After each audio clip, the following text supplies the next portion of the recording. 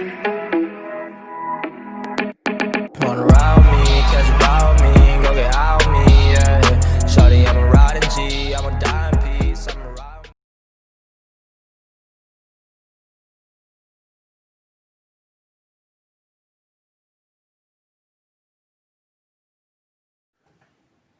Yo les amis, c'est Bart, je vous retrouve aujourd'hui pour une nouvelle vidéo test.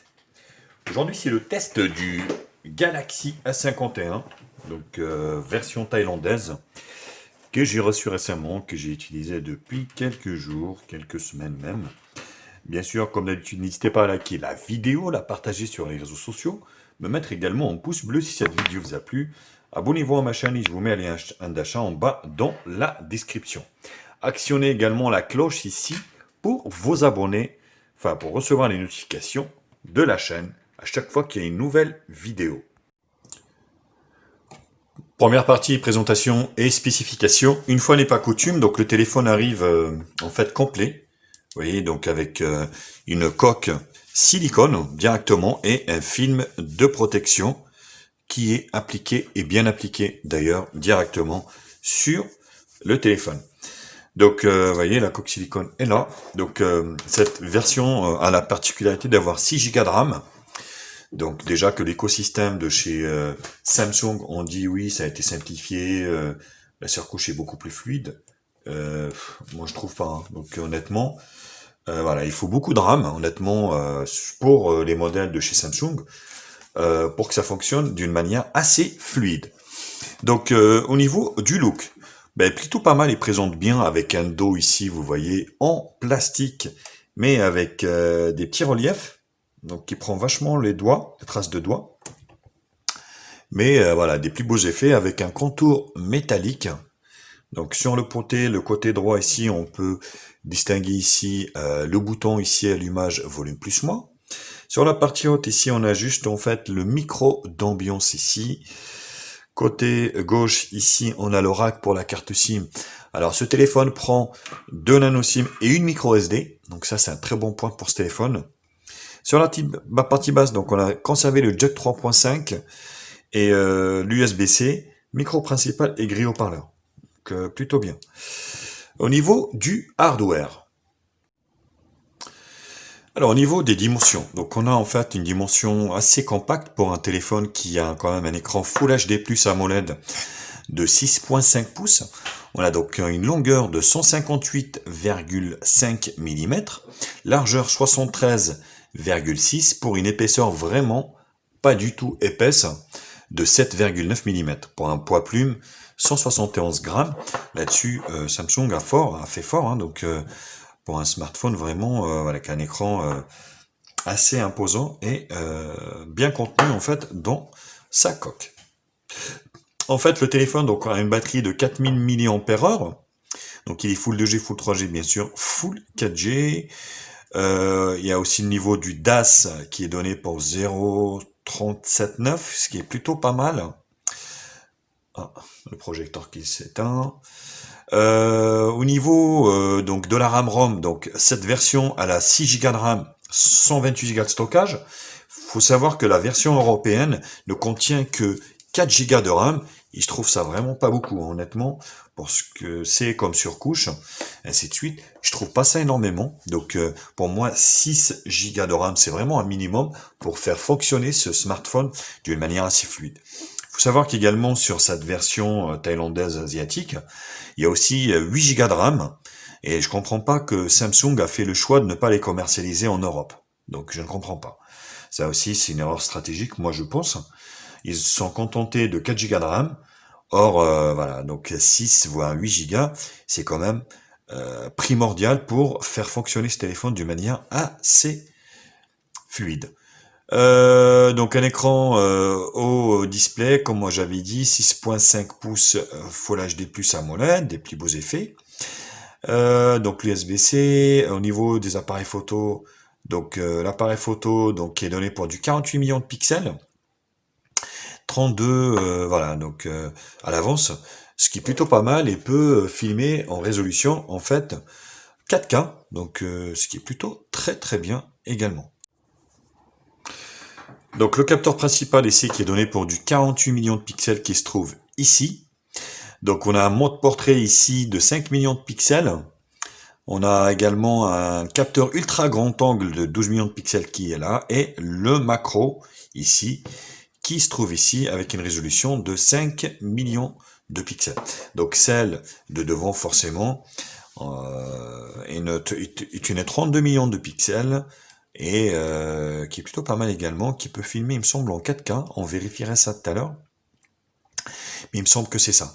Le processeur, donc c'est un processeur Exynos, donc c'est un processeur maison de chez Samsung, un octa-core cadencé à 2 Go 3, donc on va dire que c'est l'équivalent du 710 de chez Snapdragon. Bon, c'est pas une foudre de guerre, mais voilà, ça fait le taf, ce qui est plutôt pas mal.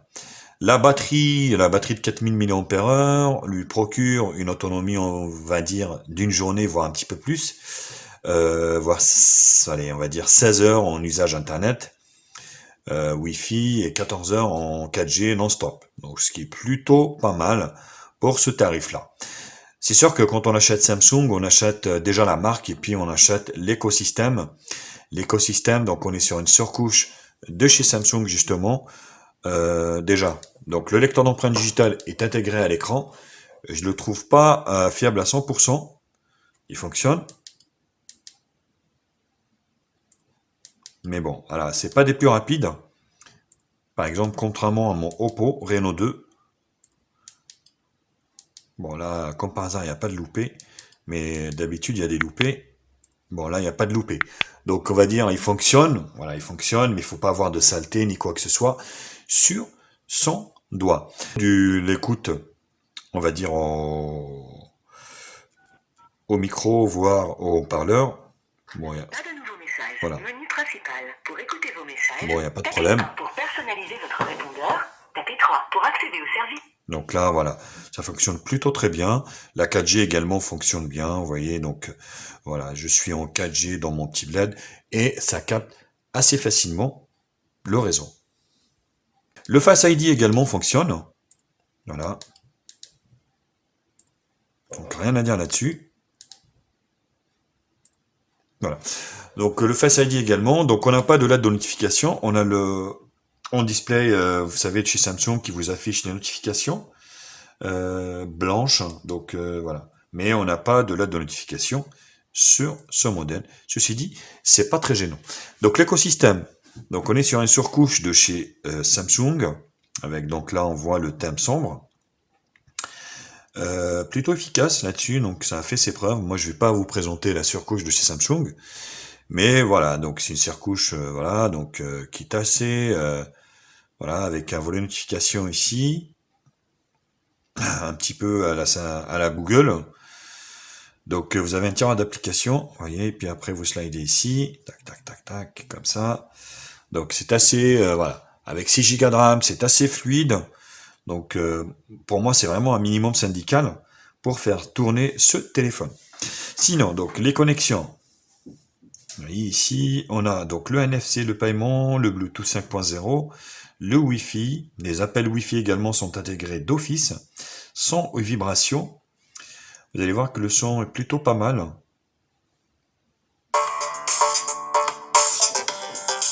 Voilà. Plutôt agréable. Donc il n'y a rien à dire là-dessus. Donc la qualité effet sonore, vous avez le Dolby Atmos également qui équipe ce téléphone, ce qui est plutôt une bonne chose pour la qualité sonore. Notification, écran, luminosité. Alors ici la luminosité, vous voyez, sombre ou clair au niveau des modes. Voilà.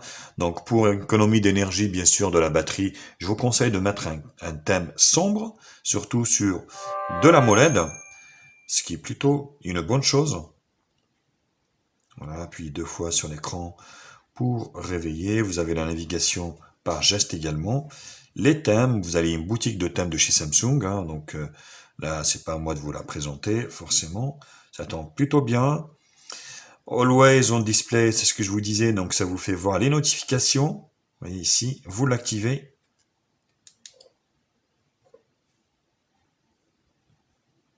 Voilà, donc ça vous fait ça. Vous voyez, vous avez les notifications.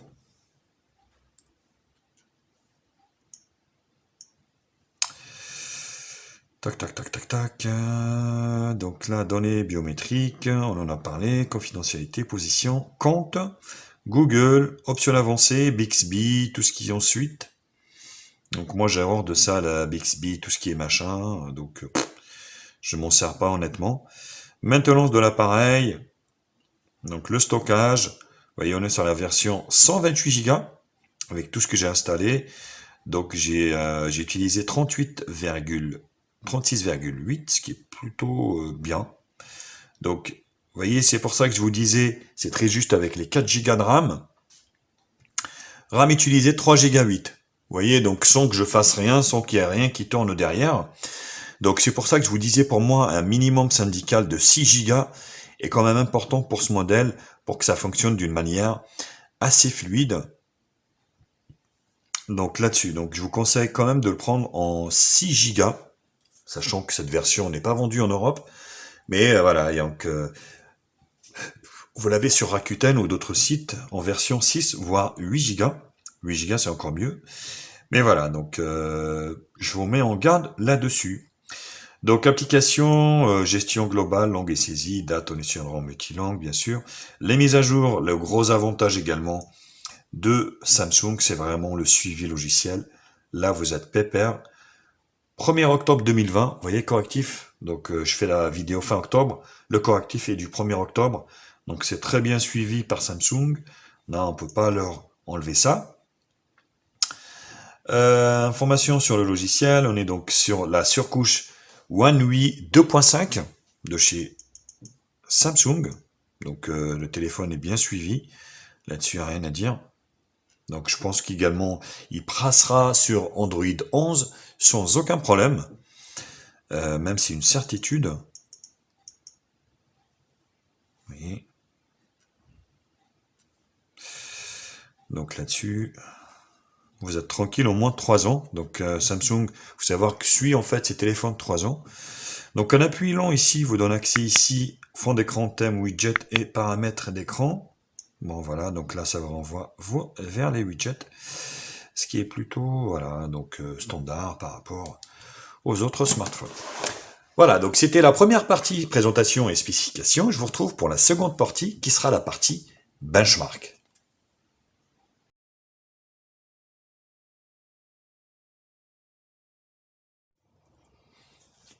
Alors on commence toujours bien sûr les bench par Antutu Benchmark qui vous donne le score de l'animal. 186 863, voilà, un moyen gamme. Bon, on peut même pas dire un moyen gamme parce que de nos jours, un moyen gamme, on est plutôt dans les 300 000. Et le haut de gamme, bien sûr, on est sur 600 000, donc le double. Mais bon, voilà, ça fait le taf, il n'y a pas de problème là-dessus. Donc, au niveau de l'écran, ben, très bel écran, rien à dire. Voilà, avec des bordures assez fines, bien optimisées de la part de chez Samsung. Vous voyez, plutôt bien fait. Plutôt, les couleurs sont belles, on est sur de l'AMOLED. C'est une technologie, on va dire, bien maîtrisée par Samsung. Donc voilà, qui fait des beaux smartphones et puis des beaux écrans aussi, qui fournit aussi d'autres manufacturiers, d'autres voilà, fabricants de smartphones. Le multitouche, on est sur 10. Donc voilà, rien à dire, très réactif. Au niveau de l'écran également. La barre des couleurs. Voilà, donc Samsung n'est plus, on va dire, n'a plus rien à prouver au niveau de la qualité des écrans. C'est vraiment bien maîtrisé.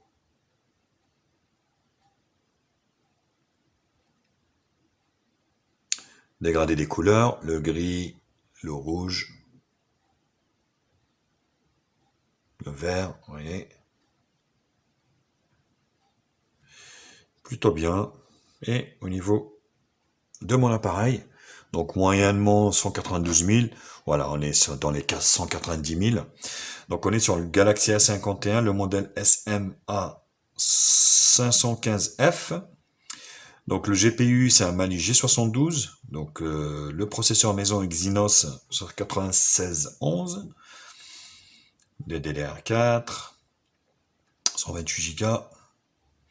Octa-core. Vous voyez. Plutôt bien.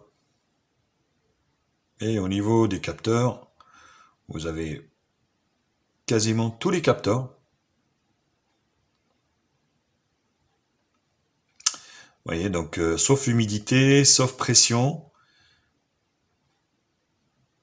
fréquence cardiaque. Voilà, tout le reste, vous avez vraiment la totalité des capteurs.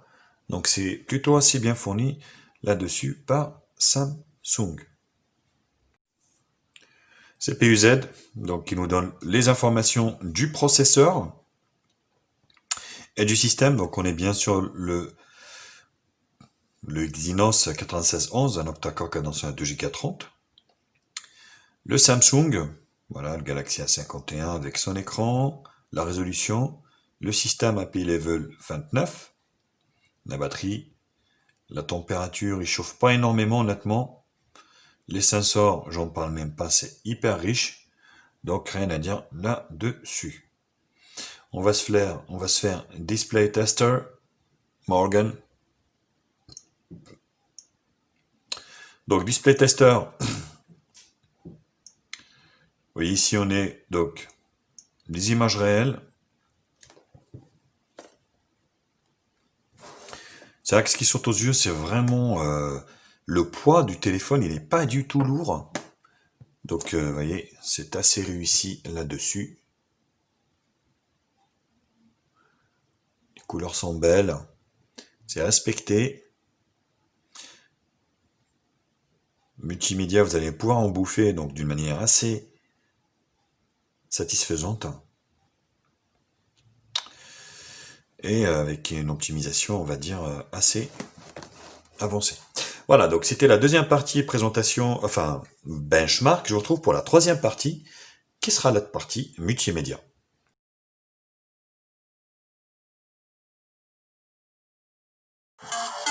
On commence par le son. Et ben, le son, c'est plutôt réussi. Il est assez puissant, il grésille pas, donc les basses sont... On les sent.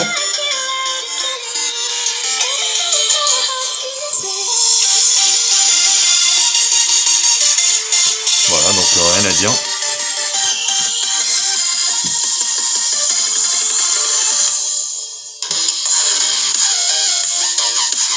Voilà, le son est bon, hein, rien à dire, franchement.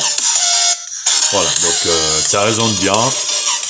Bah, après, voilà, c'est pas non plus une mini chaîne, mais le son est quand même assez correct. Et voilà, donc on va dire pour un smartphone, c'est largement suffisant. Donc encore un bon point pour Galaxy A51, qui est plutôt un bon point.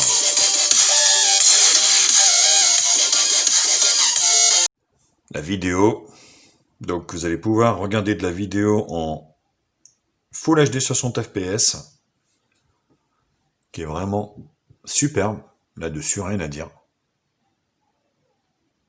Vous voyez, très très bien, le rendu est très très bien, satisfaisant, rien à dire.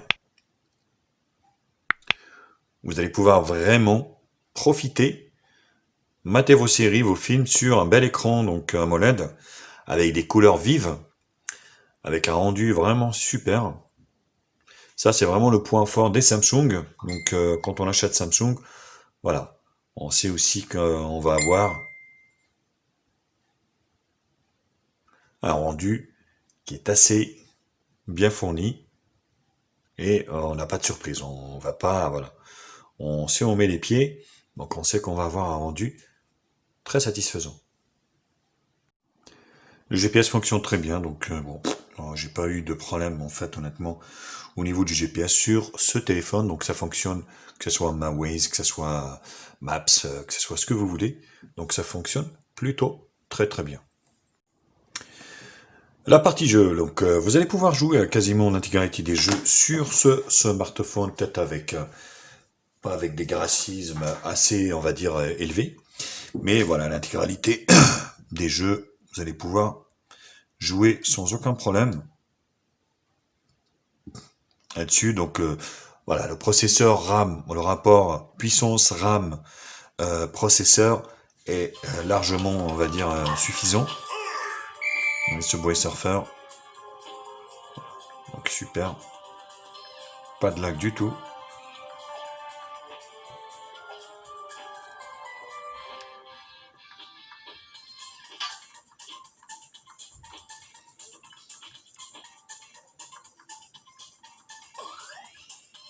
Vous voyez, donc vous allez pouvoir donc vraiment jouer à quasiment tous les jeux. Même Fortnite est compatible d'ailleurs avec ce smartphone. Alors moi je suis pas un grand fan de Fortnite, contrairement à mon gamin.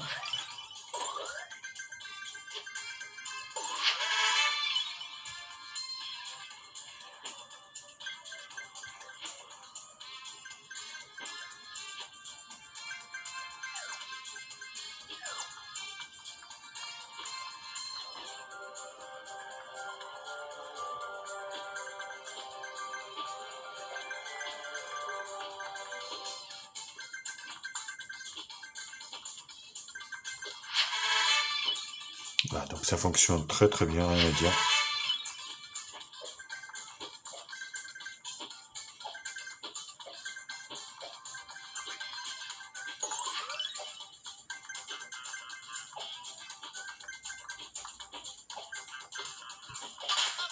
Voilà, pas de problème pour Subway Surfer. Temple Run, vous allez voir que c'est pareil, malgré un graphisme 3D assez riche, ça fonctionne très bien. Et Halloween oblige, même si Halloween cette année avec le confinement, c'est loupé.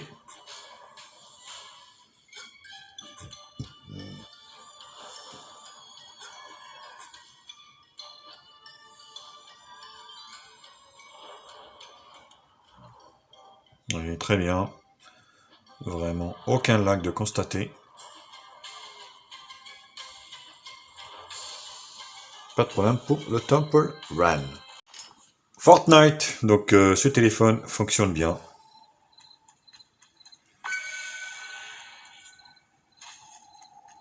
Et donc...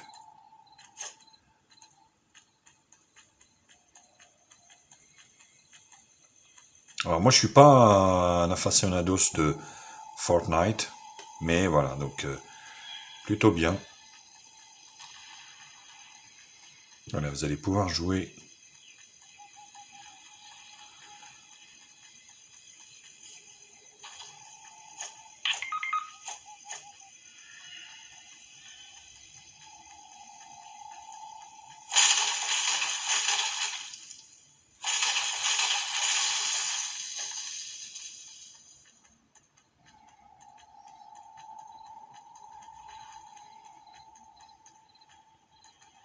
Bon, il y a des petites latences, hein, ce qui est normal. Étant donné que le processeur, c'est pas non plus, voilà, c'est pas non plus un...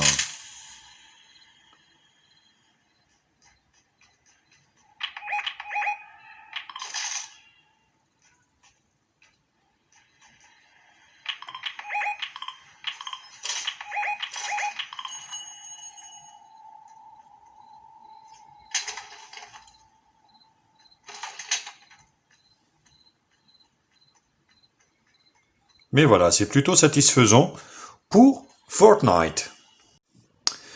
L'appareil photo de ce Samsung, pareil, de 48 millions de pixels, enfin le quadruple appareil photo, j'ai envie de dire, avec plusieurs formats, vous voyez. Donc le 48, 4 tiers, donc 16 neuvième ou full, quand vous souhaitez. Donc sinon, ici au niveau des réglages, optimiser le mode scène, vous voyez, déclencheur, optimisation, résolution de la vidéo arrière, donc vous pouvez choisir, vous voyez, donc de la Full HD 30 fps ou de la 4K 30 fps, comme vous voulez. C'est vous qui voyez. Et celle de devant, pareil, vous voyez, comme je vous l'avais expliqué, vous pouvez filmer en 4K également, 30 fps, en selfie, ce qui est plutôt très très bien. Alors au niveau des photos, donc c'est assez satisfaisant, même si j'avais relevé. Alors je vais vous expliquer ça. Donc vous avez, voilà, grand angle, angle normal, standard. Voilà. L'appareil photo fait le taf. Alors en condition de luminosité standard, vous voyez très très bien. Il n'y a rien à dire là-dessus. Vous avez également ici vidéo et plus. Donc plus, vous avez pas mal de modes ici, pro, panorama, macro, nourriture, nuit, mode portrait, ralenti, super ralenti et hyperlapse. Donc assez riche, assez fourni. Là-dessus, vous avez là le mode scène activé, optimisation de la scène automatique, et la 32 de devant ici également. Wistiti, plutôt bien. Vidéo, plus, vous avez les mêmes options en fait sur la zone, enfin l'appareil de devant que celui de l'arrière. On va prendre une petite photo ici. Wistiti.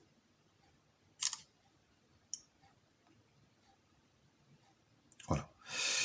Donc pour juger vous-même bien sûr de la qualité de l'appareil photo, je vous en ai mis plein. À l'extérieur, juste une chose que j'ai constaté sur ce téléphone au niveau des vidéos. Alors, j'en ai fait des vidéos en fait de test avec ce smartphone qui se sont loupés au niveau du son. Donc avec un micro très sensible, je ne sais pas pourquoi. Donc malheureusement, j'ai pas pu refaire les vidéos parce que j'ai vendu les téléphones, je l'ai constaté qu'après. Bon, je me suis dit parce que quand on fait une vidéo, on réécoute ici. Vous voyez, donc quand on fait une petite vidéo comme ça, voilà, donc stabilisé, hein, vous avez de la stabilisation. Rien à dire au niveau de mon setup, vous voyez. Tac. Vous allez voir que ça marche très bien. Le problème, c'est quand je le transfère en fait sur l'ordi, que ça a merdé. Le problème, c'est quand vous allez voir que ça marche très bien. Le problème, c'est quand voilà. Donc en fait, c'est quand je transfère la vidéo sur mon ordi pour faire mes montages. Là, ça a merdé et ça a déconné complètement. Ça a zigouillé mes vidéos. Voilà, donc j'ai 2-3 tests malheureusement qui vont arriver sur la chaîne avec un son médiocre. Malheureusement, c'est à cause du Galaxy A51. Donc je ne sais pas pourquoi. Alors là, aucune idée, voilà pourquoi ça a fait ça. Mais voilà, très déçu, sachant que moi j'ai tourné ces vidéos, donc et j'ai fait les montages après.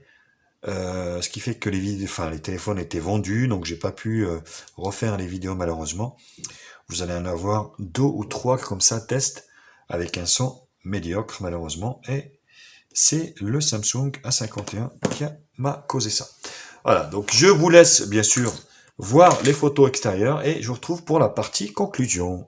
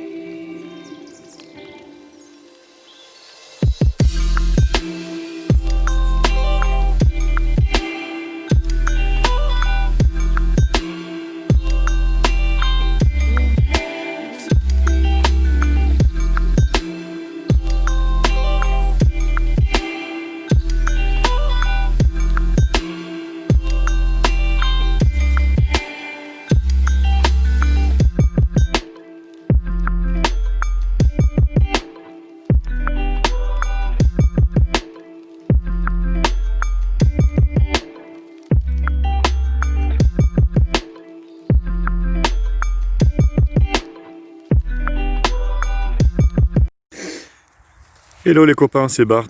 Je vous retrouve pour le test de la caméra arrière de ce Galaxy A51 version Vietnam. Donc voilà, donc ce modèle est le modèle qui est vendu au Vietnam avec notamment ses 6 Go de RAM. Après voilà, on soit bien d'accord, hein, le téléphone n'est pas parfait, mais voilà, ça commence à devenir intéressant par rapport autofocus au prix auquel il était vendu, sachant qu'il était sorti à 379. Là on arrive à le trouver à 240 €, donc ça commence à être intéressant et c'est plutôt une bonne chose parce que au vu du prix il a été sorti, c'était quand même un petit peu cher, donc je vous avoue que voilà, maintenant ça commence à devenir un peu plus abordable, hein. Il faut savoir quand vous achetez Samsung, vous achetez la marque, vous achetez l'écosystème ainsi que la ROM de ce smartphone. Hello, c'est Bart. Test de la caméra de ce Galaxy A51 version Asie. Ceci dit, c'est le même hein, que la version Europe. C'est les mêmes bandes 4G, compatibles toutes bandes françaises dans la B28. Ce qui change, c'est juste en fait le nombre de gigas de RAM. En Europe, il n'y a que 4 Go, la version 4 Go de RAM qui est vendue. Et en Asie, on a la version 6 et 8. Donc 8 Go 128, ce qui est plutôt intéressant. D'ailleurs, il n'en fallait pas moindre. Il fallait au moins 6 Go pour que ce téléphone tourne avec une manière fluide. Samsung a fait des efforts hein, au niveau de sa RAM, mais ça reste quand même assez lourdingue au niveau de l'écosystème, qui reste lourd, qui reste énergivore au niveau de la RAM. Vous voyez, c'est assez correct hein, au niveau de la caméra de devant.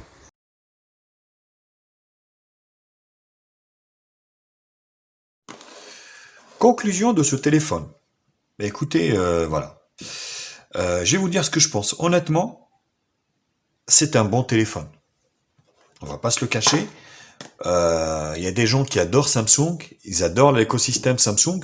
Donc voilà. Donc ceux qui peuvent pas se payer un Galaxy Note 20 ou Note 20 Ultra ou S20, bref, ou j'en sais rien, donc un haut de gamme, ils peuvent se rabattre sur un milieu de gamme.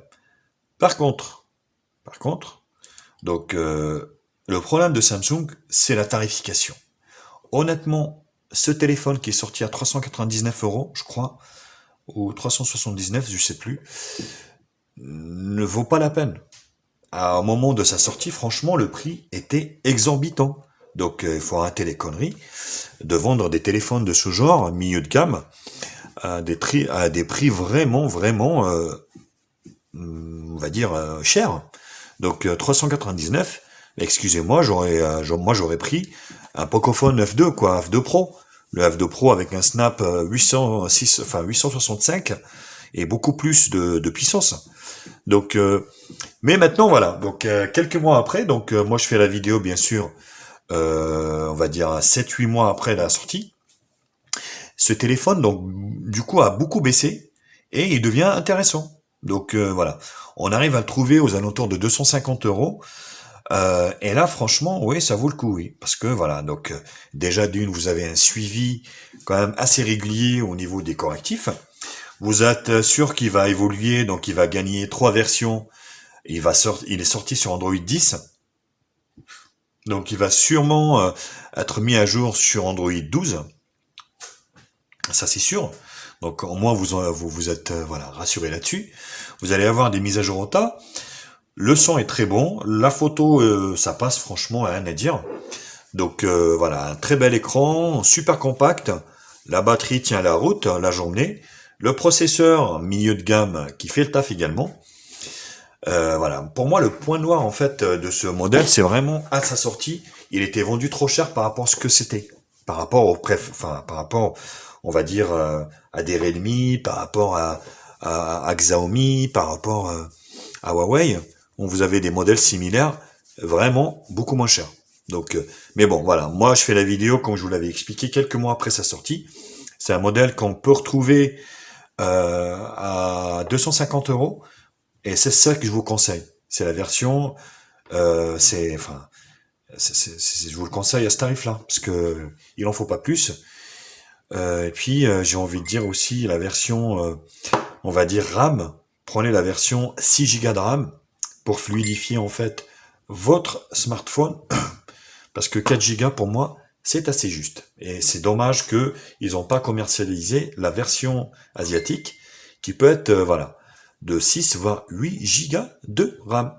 Voilà les copains. Bah, écoutez, j'espère que cette vidéo vous a plu. N'hésitez pas à la liker, la partager sur les réseaux sociaux, me mettre également un pouce bleu si cette vidéo vous a plu. Abonnez-vous à ma chaîne et je vous mets un lien d'achat en bas dans la description. Sur ce, je vous embrasse et je vous dis à très vite. Tchuss les copains. Bisous bisous.